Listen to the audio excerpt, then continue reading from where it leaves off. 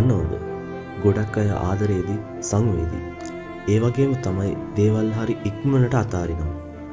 ජීවිතේ සෑහෙන දුරක් ගියාට පස්සේ තමයි ඒ අයට මේ දේවල් මතක් වෙන්නේ. එතකොට ජීවිතේ ගොඩක් පරක්කු වැඩි.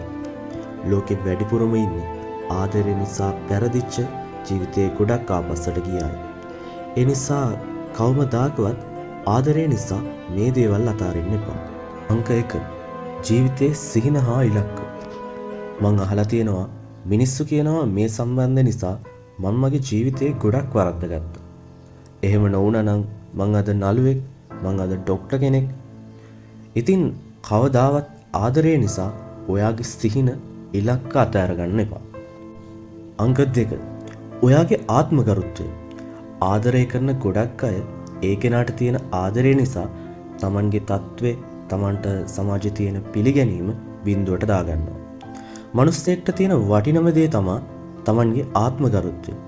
ඒ නිසා කවදාකවත් ආදරය නිසා ආත්මගරුත්වය නැති කරගන්න එපා. අංක 3 ඔයාගේ පවුලේ අය. ළඟදී හම්බුන ආදරයක් නිසා Tamanගේ පවුලේ අය අමතක කරන්න එපා. ඔයාට මොන දේ වුණත් ළඟින් හැමදාම ඉන්නේ ඔයාගේ අම්මා තාත්තා ආදරය කරන ඔයාගේ පවුලේ අය විතරයි. ඒ නිසා ආදරය නිසා ඒ අයගේ හිත රිද්දන්න එපා. අංක 4 ඔයාගේ සතුට. ජීවිතේ හැමෝම කැමති සතුටින් ඉන්න. නොගැලපෙන ආදරයක් නිසා ජීවිතේ වැඩිපුරම විඳවන්න එපා. මම දැකලා තියෙනවා එහෙම විඳවන අය ඕන තරම්. අංක 5 ඔයාගේ නිදහස. ආදරය නිසා කවදාවත් ඔයාගේ නිදහස නැති කරගන්න එපා. හැමෝම හොයන්නේ ආදරය ඇතුලේ Tamanගේ මුළු ජීවිතේම. ඒ නිසා නොගැලපෙන ආදරය නිසා ජීවිතේ නිදහස නැති කරගන්න එපා.